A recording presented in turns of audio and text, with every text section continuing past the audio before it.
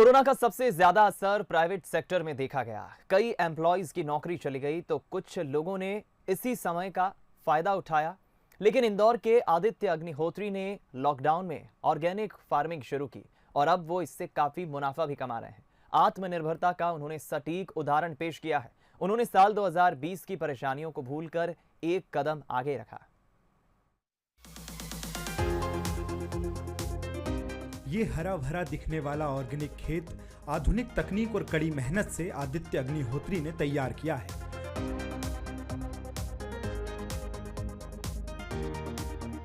Lockdown से पहले aviation industry में काम करने वाले आदित्य अब एक आधुनिक किसान हैं। जहां लॉकडाउन के चलते लोगों को अपनी नौकरियां गंवाना पड़ी, उसी में आदित्य की नौकरी भी चली गई। आपदा की घड़ी में आदित्य के ऊपर संकटों का पहाड़ टूट गया, लेकिन इस विपरीत परिस्थिति में आदित्य ने संयम रखा और आपदा को अवसर में बदलते हुए फैसला लिया खेती का। लेकिन ये लॉकडाउन के बाद से मतलब पूरी एविएशन इंडस्ट्री एकदम ठप पड़ गई। इवन बिहार इलेक्शन में भी इस बार ऐसा रहा कि एक भी हेलीकॉप्टर हमारे द्वारा लग नहीं पाया। फिर मेरे को लगा कि कुछ भगवान ने ऐसी परिस्थिति दिखाई, कुछ नई चीज़ करी जाए, तो मैं ऑर्गेनिक खेती कर रहा हूँ। अब इसके अंदर मैं सब्जियां और ये करूंगा ऑर्गेनिक, और थोड़ा ओपन में भी मैं ऑर्गेनिक ये प्याज लगा रखी है, ये थोड़ा बहुत कर रहा हूँ। आदित्य के लिए खेती का काम नया था। उन्होंने तमाम चुनौतियों का डट कर सामना किया और बिना कुछ सोचे खेती में लग गए।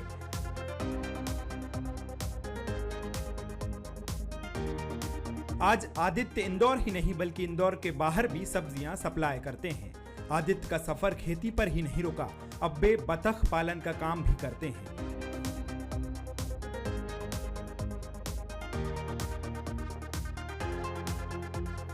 आदित्य का बतख के अंडों का आइडिया काम कर गया।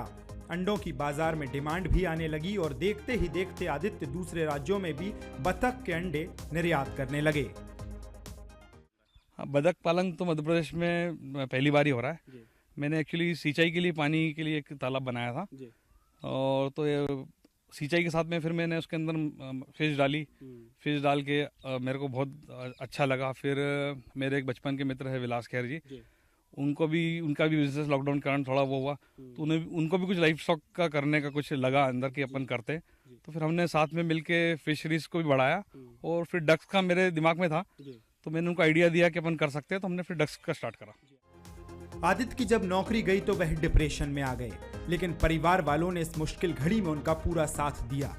आदित्य के दोस्त बिलास ने भी उनका हौसला बढ़ाया।